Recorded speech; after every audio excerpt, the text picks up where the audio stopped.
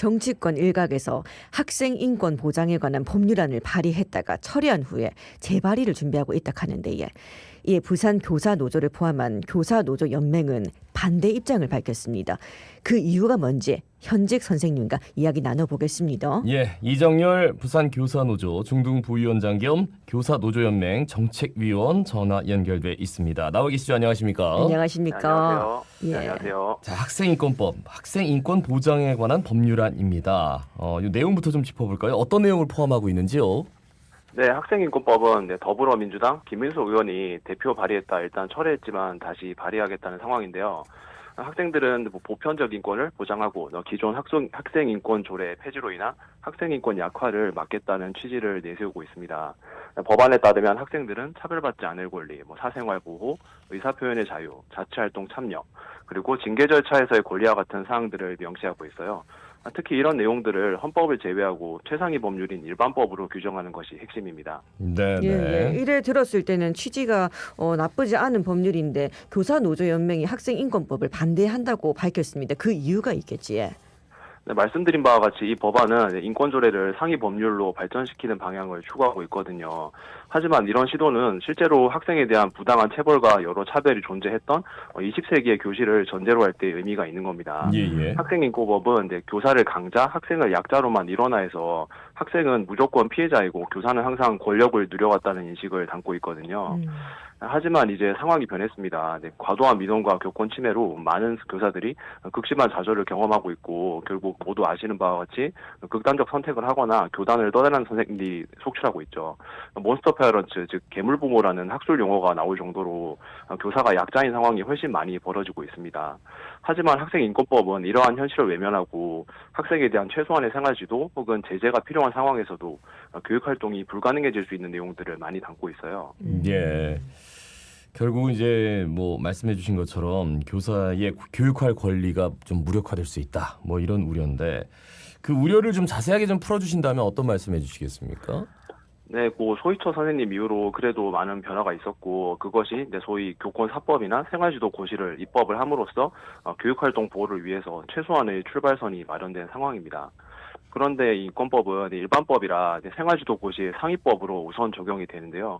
학생이 어떤 문제 혹은 범죄를 일으켰는지에 관계없이 워낙 포괄적으로 권리만 보장하는 내용을 담고 있어서 이런 법안들을 무력화할 우려가 있고요. 특히 다른 법보다도 우선 적용된다는 조항이 있어서 교권사법뿐만 아니라 기타 형법마저 학생이 관련자일 때는 위상이 흔들릴 수 있습니다. 예를 들어서 고시에는 수업 방해 학생 분리와 지도를 시행할 수 있게 규정이 돼 있는데 법안 10조에서는 학생 본인 동의 없이 정규 교육과정 이외의 교육활동을 강제할 수 없다고 돼 있어요. 그러면 학생이 분리 조치를 거부하면 지도할 방법이 없어지는 겁니다. 또 고시에는 긴급한 경우에 학생에 대한 물리적 제재를 할 수 있다고 했지만 또 법안 12조는 어떠한 제한 조건도 없이 모든 물리적 언어적 폭력을 금지했어요. 그러면 학생의 난동을 제압한 교사는 졸지에 상위법 위반으로 바로 피의자가 될 수 있고요. 언어적 폭력도 아시다시피 이게 경계가 좀 모호하기 때문에 문제 행동을 행한 학생 쪽에서 이거 폭력이다라고 계속 주장을 하면 그쪽 입장이 반영될 가능성이 커집니다. 거기도 이제 17조 같은 경우는 양심의 자유라면서 양심에 반하는 내용의 반성, 서약 등 진술을 강요해서는 안 된다고 되어 있는데 이러면 학생들이 잘못했을 때 반성문 한 장 받기도 어렵죠. 생활지도 하다가 학생들이 부당하게 진술을 강요했다고 해버리면 또 교사를 처벌 대상으로 삼는 게 되는 거고 법안의 다른 내용도 이런 구조입니다. 제한 조건이 없어요. 모든 학생이 모든 상황에서의 권리를 광범위하게 보장받는 것에 치우쳐 있습니다. 그러니까 교권사법은 좀 구체화되어 있어요. 어떨 때는 이렇게 분리한다. 어떨 때는 반성문을 요구한다. 그런데 그 지금 학생인권법이 발의된 내용을 보니까 뭔가 그 선이라는 게 굉장히 좀 모호해서 그리고 상위법이기 때문에 좀 충돌하는 부분이 굉장히 많겠군요. 그죠? 예. 그리고 학생 인권 조례 같은 경우에도 학생을 한 명의 인격체로 바라봤다는 점에서 긍정적인 평가를 받기도 했지만은 사실 교사의 정당한 교육권을 침해한다는 비판도 따랐었거든요. 이 권리만큼 중요한 게 책임인데 이 학생 인권법에 학생의 책임에 대한 내용도 좀 포함을 하고 있습니까? 어떻습니까? 네, 일단 법안 6조에서 이제 다른 사람의 자유와 권리를 침해하지 않는 범인의 인권 보장, 그리고 다른 학생의 학습권 및 정당한 교육 활동을 침해해서는 안 된다고 명시하긴 했는데, 이게 말씀드린 내용이 요약이 아니고 이게 전부입니다. 다른 단서 조항이 없어요. 교실에서는 실질적으로 수업과 교육활동에 방해가 되지만 딱 잘라서 이거 교권 침해다 혹은 교육활동 침해라고 법률적으로 딱 잘라 말하기 어려운 상황이 많거든요. 네네. 이런 경우에 학생이 이거 문제행동이 아니라고 우기면 답이 없는 상황이 발생할 수 있고 단순히 시간을 끌 목적으로 학생인권 옹호관에게 조사를 요청해도 교사 입장에서는 일단 고통스러운 조사 과정을 겪을 수밖에 없습니다. 예. 우리 청취자분들이 조금 방금 전에 어떤 말씀을 해주셨어요. 학생인권옹호관 좀 생소해서 그러는데 학생인권옹호관은 어떤 직책입니까? 네, 이번 법안에서 새롭게 마련할 것을 요구한 학생인권센터의 기관장인데요. 예. 인권옹호관이 학생 인권 침해가 있었다고 판단하면 곧바로 교육감에게 관련된 기관이나 교사에게 행정적, 재정적 조치를 요구할 수 있다고 명시가 돼 있습니다. 이건 또 사법적 판단이 나오기도 전에 교사를 징계 대상으로 삼을 수 있다는 얘기고 네. 이건 또 근거 없이 아동학대 신고만 당하면 또 직위해제 당하고 기약 없이 법정으로 오가는 상황이 또 악화될 수 있다는 거죠.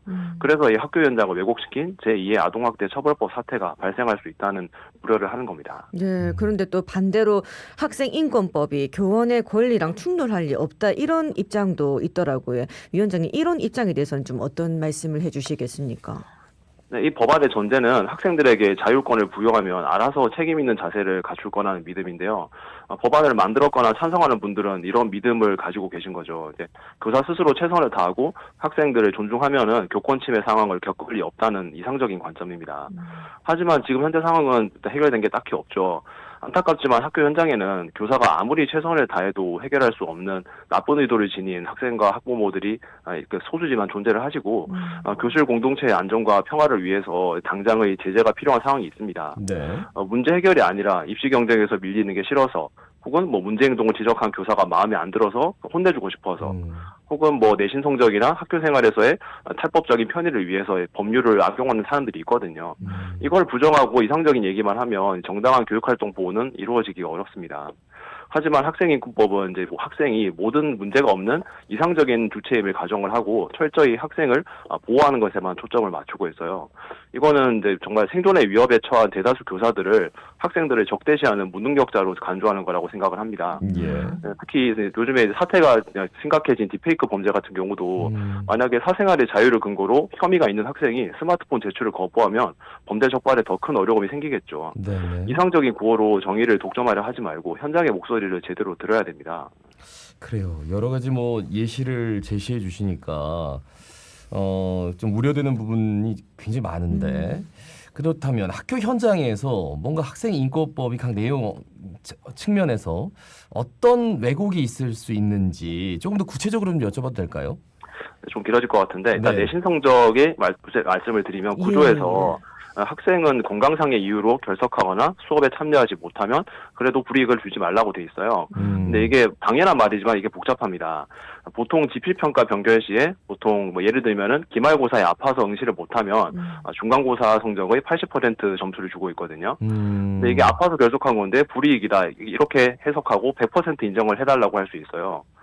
그럼 이게 만약에 중간고사를 기대 이상으로 잘 치른 친구라면은 기말고사에 아프다는 핑계를 대고 결석하고 점수를 챙겨가는 상황이 광범위하게 발생할 겁니다.